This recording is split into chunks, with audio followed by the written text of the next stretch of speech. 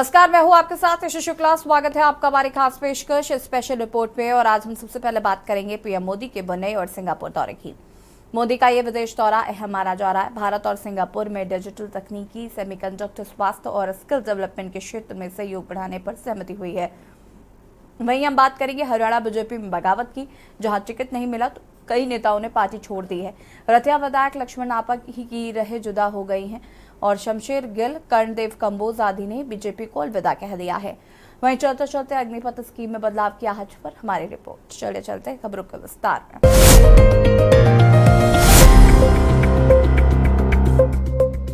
PM Modi का Brunei और Singapore दौरा अहम माना जा रहा है। भारत और सिंगापुर में डिजिटल तकनीकी, सेमीकंडक्टर, स्वास्थ्य और स्किल डेवलपमेंट के क्षेत्र में सहयोग बढ़ाने पर सहमति हुई है। और अब सेमीकंडक्टर, स्वास्थ्य और स्किल डेवलपमेंट जैसे क्षेत्रों में भी सहयोग बढ़ेगा। मौजूदा समय में भारत का पूरा जोर एक्ट ईस्ट पॉलिसी पर है और भारत ने इस पॉलिसी की शुरुआत नवंबर 2014 में 12वें आसियान भारत शिखर समिट के दौरान शुरू की थी। देखिए रिपोर्ट। प्रधानमंत्री नरेंद्र मोदी ने बुधवार को अपनी सिंगापुर यात्रा शुरू की। इसका मकसद द्विपक्षीय मित्रता को मजबूत करना, रणनीतिक साझेदारी को गहरा करना और दक्षिण पूर्व एशिया देश से निवेश आकर्षित करना रहा। बता दें कि पीएम मोदी ब्रुनेई की अपनी पहली द्विपक्षीय यात्रा समाप्त करने के बाद सिंगापुर के अपने समक्ष लॉरेंस वोंग के निमंत्रण पर इस दक्षिण पूर्व एशिया देश की अपनी 5वीं आधिकारिक यात्रा के तहत पहुँचे। सिंगापुर के प्रधानमंत्री वोंग ने रात्रि भोज के लिए अपने श्री तामसेक बंगले पर पीएम मोदी का गर्मजोशी से स्वागत किया। वहीं सिंगापुर के प्रधानमंत्री लॉरेंस वोंग के साथ बैठक में प्रधानमंत्री मोदी ने कहा, मुझे उम्मीद है कि आपके नेतृत्व में सिंगापुर और तेजी से विकास करेगा। प्रधानमंत्री मोदी ने कहा कि सिंगापुर सिर्फ सहयोगी देश ही नहीं बल्कि ये हर विकासशील देश के लिए प्रेरणा है। हम भी भारत में कई सिंगापुर बनाना चाहते हैं और मुझे खुशी है कि हम इस दिशा में काम भी कर रहे हैं। प्रधानमंत्री मोदी ने कहा कि डिजिटल टेक्निक, साइबर सिक्योरिटी और उत्पादन को आधुनिक बनाने जैसे क्षेत्रों में दोनों देशों का सहयोग भारत सिंगापुर के बीच होने वाली मंत्री स्तर की गोलमेज बैठक की पहचान बन गया है।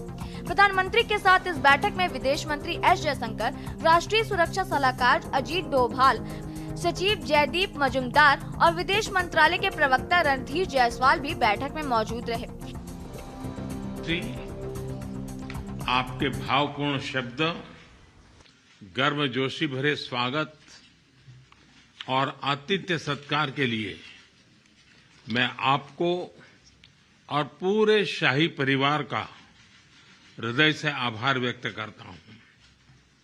सबसे पहले मैं आपको और ब्रुनेई के लोगों को आजादी की 40वीं वर्षगांठ पर 140 करोड़ भारतवासियों की तरफ से हार्दिक बधाई देता हूं। योर मैजेस्टी, हमारे सदियों पुराने सांस्कृतिक संबंध है। हमारी मित्रता का आधार हमारी यह महान सांस्कृतिक परंपरा है। आपके नेतृत्व में हमारे संबंध दिनों दिन प्रगाढ़ होते रहे हैं। 2018 में हमारे गणतंत्र दिवस पर मुख्य अतिथि के रूप में आपकी भारत यात्रा की स्मृतियां आज भी भारत के लोग बहुत गौरव के साथ याद करते हैं।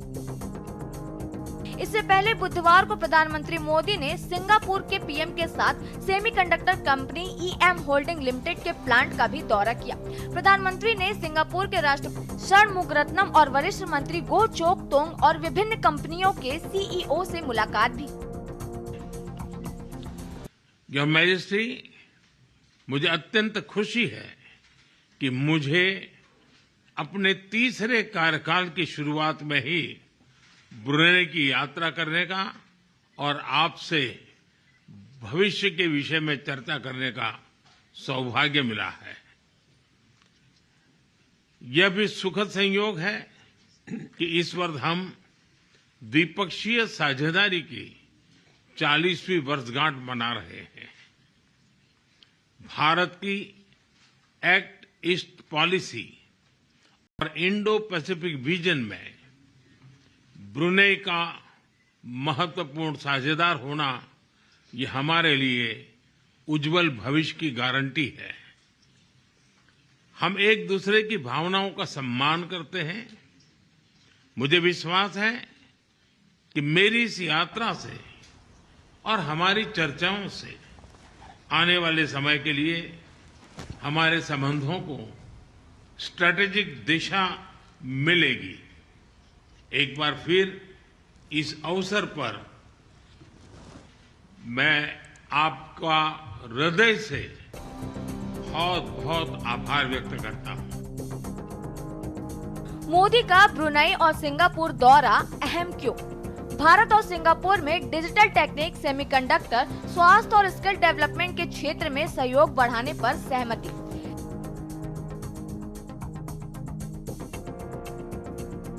सेमीकंडक्टर, स्वास्थ्य और स्किल डेवलपमेंट जैसे क्षेत्रों में भी सहयोग बढ़ेगा।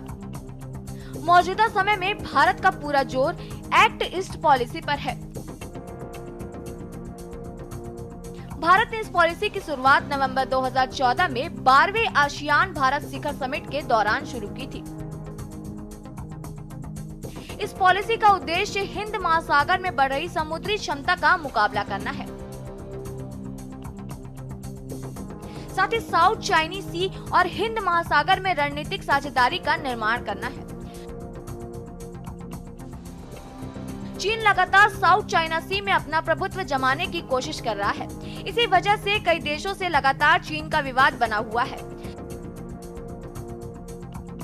साउथ चाइना सी से कुछ हिस्से पर चीन अपना दावा करता है, जिसे लेकर क्षेत्रीय स्तर पर शांति प्रभावित होती रही। आपको बता दें कि बीते कुछ दशकों से सिंगापुर ने वैश्विक सेमीकंडक्टर वैल्यू चेन में अपना विशेष स्थान बनाया है। सिंगापुर अपनी पोजीशन बनाए रखने के लिए हाई और सॉफ्ट दोनों तरह के इंफ्रास्ट्रक्चर में निवेश करना जारी रखा है। सिंगापुर की यूनिवर्सिटीज ने सेमीकंडक्टर सेक्टर के लिए विशेष पाठ्यक्रम शुरू किए हैं। आपके प्रधानमंत्री पद ग्रहण करने के बाद ये हमारी पहली मुलाकात है। मेरी तरफ से आपको बहुत बहुत बधाई और हार्दिक शुभकामनाएं। मुझे विश्वास है 4G के नेतृत्व में सिंगापुर और अधिक तेजी से प्रगति करेगा। एक्सेलेंसी, सिंगापुर केवल एक पार्टनर देश नहीं है। सिंगापुर हर विकासशील देश के लिए एक प्रेरणा है। हम भी भारत में अनेकों सिंगापुर बनाना चाहते हैं और मुझे खुशी है कि हम इस दिशा में मिलकर प्रयास कर रहे हैं। हमारे बीच जो मिनिस्टरियल राउंड टेबल बनी है वो एक पाथ ब्रेकिंग मैकेनिज्म है। Skilling, digitalization, mobility, advance manufacturing जैसे सेमीकंडक्टर और एआई, हेल्थ केयर, सस्टेनेबिलिटी और साइबर सिक्योरिटी जैसे क्षेत्रों में सहयोग की दिशा में ये इनिशिएटिव की पहचान बन गई। पीएम मोदी का सिंगापुर यात्रा का एजेंडा। पीएम मोदी 6 साल बाद सिंगापुर पहुंचे। सिंगापुर दुनिया में भारत का छठा सबसे बड़ा ट्रेडिंग पार्टनर है। सिंगापुर के वैश्विक सेमीकंडक्टर इकोसिस्टम में अहम भूमिका है। इस क्षेत्र में सिंगापुर का 20 से अधिक सालों का अनुभव है। उधर ब्रुनेई के दौरे पर पीएम मोदी ने सुल्तान हाजी हसलन बोल्किया से द्विपक्षीय मुलाकात की। पीएम ने कहा कि राजनयिक संबंधों के 40 साल पूरे होने का जश्न मना रहे दोनों देशों के बीच दोस्ती का आधार महान सांस्कृतिक परंपरा है। इसी बीच पीएम ने इशारों में चीन को भी खरी खरी सुनाई। पीएम ने इस दौरान सुल्तान के साथ व्यापार और निवेश पर भी चर्चा की। पीएम मोदी ने कहा कि भारत की एक्ट ईस्ट नीति और इंडो पैसिफिक विजन में ब्रुनेई एक महत्वपूर्ण भागीदार है, जो हमारे लिए उज्जवल भविष्य की गारंटी है। हम एक दूसरे की भावनाओं का सम्मान करते हैं। मेरा दृढ़ विश्वास है कि मेरी यात्रा और हमारी चर्चाएं आने वाले समय के लिए हमारे संबंधों को एक रणनीतिक दिशा प्रदान करेंगी। ब्रुनेई की धरती से चीन को कड़ा संदेश। पीएम मोदी ने चीन को इशारों में कड़ा संदेश दिया। मोदी ने कहा कि भारत विस्तारवाद की नहीं, विकास की नीति का समर्थन करता है। ब्रुनेई दक्षिण चीन सागर के दक्षिण में स्थित है, जिस पर लगभग पूरी तरह से बिजलिंग का दावा है। ब्रुनेई में मोदी ने कहा कि भारत संयुक्त राष्ट्र समुद्री कानून सम्मेलन के सम्मान, अंतर्राष्ट्रीय कानून के तहत नेविगेशन और ओवरफ्लाइट की स्वतंत्रता का समर्थन करता है, जो वैश्विक समुद्री नेविगेशन के लिए एक रूपरेखा प्रदान करता है और समुद्री संसाधनों के उपयोग को नियंत्रित करता है। उधर विदेश मंत्रालय ने जानकारी दी कि प्रधानमंत्री मोदी और ब्रुनेई के हाजी हसलन बोल्किया ने सार्थक चर्चा की और दोनों नेताओं ने द्विपक्षीय संबंधों को उन्नत साझेदारी में बदलने का स्वागत किया। दोनों नेताओं ने कई मुद्दों पर चर्चा की, जिसमें रक्षा, व्यापार और निवेश, अंतरिक्ष प्रौद्योगिकी, स्वास्थ्य और फार्मास्यूटिकल्स, क्षमता निर्माण, संस्कृति और लोगों के बीच आपसी संबंधों के क्षेत्रों पर भी विचार विमर्श हुआ। स्पेशल डेस्क के न्यूज इंडिया। यहाँ रुकेंगे छोटे से ब्रेक के लिए, चलो हाजिर होते हैं।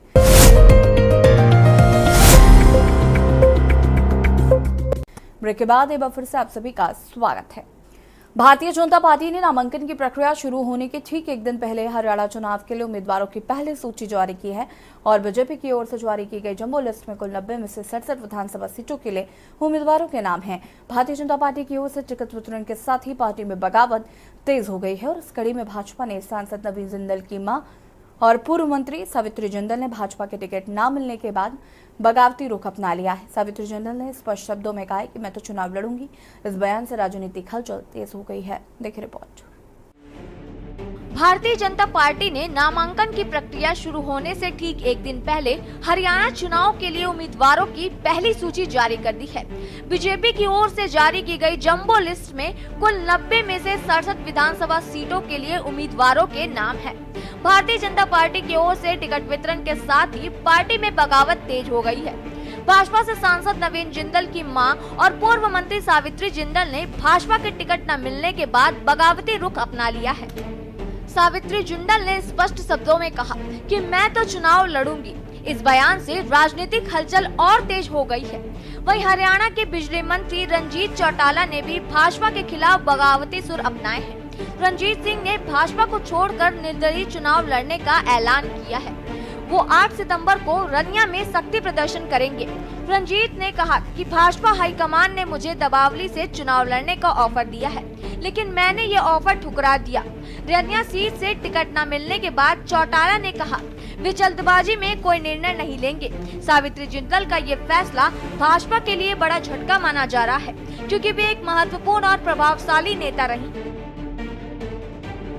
बता दें कि कुछ दिनों से सुनीता दुग्गल रतिया क्षेत्र में सक्रिय हो गई थी। कार्यकर्ताओं को दुग्गल को टिकट मिलने की आहट होने पर पार्टी में विरोध के स्वर पहले से ही उठने लगे थे। बकायदा कार्यकर्ताओं की ओर से प्रदेश अध्यक्ष को पत्र लिखकर स्थानीय उम्मीदवारों को ही टिकट देने की मांग की गई थी। कार्यकर्ताओं ने मौजूदा विधायक लक्ष्मण नापा, जिला अध्यक्ष बलदेव ग्रोहा और मुखत्यार बाजीगर में से किसी एक को टिकट देने की मांग की थी। कई गांवों के सरपंच से भी लिखवाया गया है, मगर इसके बावजूद हाईकमान ने सुनीता दुग्गल को टिकट थमा दी है। वहीं फतेहाबाद में भाजपा किसान मोर्चा के जिला मीडिया प्रभारी सतपाल बाजीगर ने भी पार्टी के सभी पदों से इस्तीफा दे दिया है। उन्होंने ऐलान किया है कि वे अब कांग्रेस की पार्टी को ज्वाइन करेंगे। सतपाल बाजीगर के इस फैसले के बाद भाजपा के भीतर असंतोष की लहर और तेज हो गई है। सतपाल के साथ ही वेटाना मंडल के उपाध्यक्ष एडवोकेट गुरमीत बाजीगर ने भी भाजपा को अलविदा कह दिया है। उन्होंने कहा कि भाजपा अब कार्यकर्ताओं की नहीं सुन रही है और पार्टी के भीतर बाहरी उम्मीदवारों को बढ़ावा दिया जा रहा है। बता दें कि लिस्ट में 5 नेता पुत्र पुत्रियों के नाम हैं। ओबीसी का दबदबा है तो भजनलाल और बंसीलाल 2 परिवारों का भी पूरा ध्यान रखा गया है। अहिरवाल बेल्ट के सीटों पर केंद्रीय मंत्री राव इंद्रजीत की पसंद भारी पड़ रही है, तो हाल ही में पार्टी में शामिल हुए लोगों का भी पूरा ख्याल नजर आता है। हरियाणा में हैट्रिक लगाने की कोशिश में जुटी बीजेपी ने उम्मीदवारों की पहली लिस्ट के जरिए ये संदेश दे दिया है कि वे अब जाट पॉलिटिक्स की पिच पर प्रतिद्वंदियों को वॉकओवर नहीं देने वाली। पार्टी अब ओबीसी वोट बैंक के साथ जाट और दलित को मिलाकर वोटों का नया समीकरण गढ़ने की कोशिश में है। परिवारवाद की पिच पर विरोधी दलों को घेरती आई बीजेपी प्रभावशाली परिवारों से आने वाले नेता पुत्र पुत्रियों को टिकट देने से भी परहेज नहीं करेगा, बशर्ते चुनावी सर्वे में उनके जीतकर आने की संभावनाएं अधिक हो। स्पेशल डेस्क के न्यूज इंडिया। तमाम विवादों के बाद क्या सेना में अग्निवीर बढ़ेंगे, ये चर्चा तेज हो गई है। सेना के अधिकारी अग्निपथ स्कीम में बड़े बदलाव से इनकार कर रहे हैं, तो वहीं रक्षा मंत्रालय के सूत्र सैलरी सहित बड़े बदलाव के संकेत दे रहा है। देखिए रिपोर्ट। सेना में बढ़ेंगे अग्निवीर, सैलरी में भी बदलाव संभव। अग्निपथ स्कीम में हो सकते हैं बड़े बदलाव। आखिर में मिलती है टैक्स फ्री सेवा निधि। अग्निपथ स्कीम का लक्ष्य आर्मी सर्विस की प्रोफाइल को उपयोगी बनाना है। अग्निपथ योजना के तहत युवाओं को पहले साल 4.76 लाख का पैकेज मिलता है, जो चौथे साल तक बढ़कर 6.92 लाख तक पहुंच जाता है। साल की नौकरी खत्म होने के बाद 1.7 लाख रुपए की सेवा निधि मिलती है, जो टैक्स फ्री होती है। अग्निपथ भर्ती मॉडल को लेकर कहा जा रहा है कि इसमें किसी तरह के बदलाव की कोई योजना नहीं है। अधिकारियों के मुताबिक अगर इस योजना में किसी तरह के बदलाव किए जाएंगे, तब इसे लागू करने का मकसद कामयाब नहीं हो पाएगा। बताया जा रहा है कि अगर अग्निपथ योजना में किसी तरह का बदलाव होता है, तो इससे भारत के सुरक्षा हितों को खतरा हो जाएगा। दरअसल अग्निपथ भर्ती मॉडल एक विवादास्पद स्कीम है, जिसके तहत युवाओं को कुछ सालों के लिए सेना में भर्ती किया जाता है। इसे 2 साल पहले सशस्त्र बलों को युवा और युद्ध के लिए तैयार रखने के मकसद से पेश किया गया था। वहीं सेना को विवादित सीमा के साथ उन बीहर पहाड़ों में लड़ने के लिए युवाओं की दरकरार है। पैदल सेना के सैनिकों की औसत आयु 29 है, लेकिन उन्हें 21 के करीब होने की आवश्यकता है। अग्निपथ स्कीम के तहत केवल 17 से 21 वर्ष की आयु के युवा, पुरुष और महिलाएं सेना में भर्ती होने के योग्य हैं। बता दें कि अग्निपथ के तहत चुने गए सैनिकों में से 25% को अगले 15 साल तक नियमित सेवा में बनाए रखने का प्रावधान है। ऐसी खबरें भी आ रही हैं कि अग्निपथ योजना को लेकर यूनिट्स और संरचनाओं के अंदर सर्वे और फीडबैक प्रोसेस जारी है। सेना ने पहले ही सरकार को बदलावों पर सिफारिशें दे दी हैं। इन बदलावों को करने में देरी हो सकती है, लेकिन बदलाव किया जाना तय है। बता दें कि केंद्र सरकार अग्निपथ स्कीम में बदलाव कर सकती है।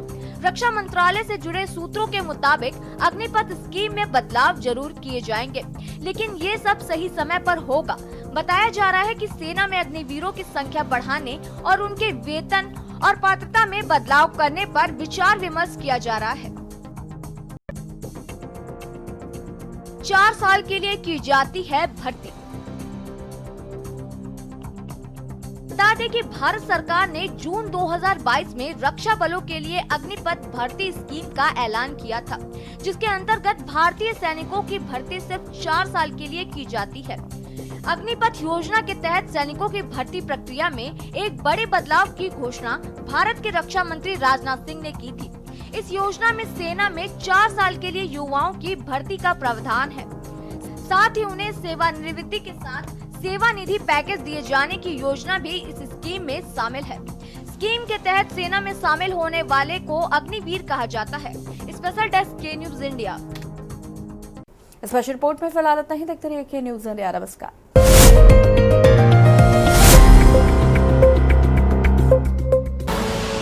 आप देख रहे हैं के न्यूज, खबरों का सारथी।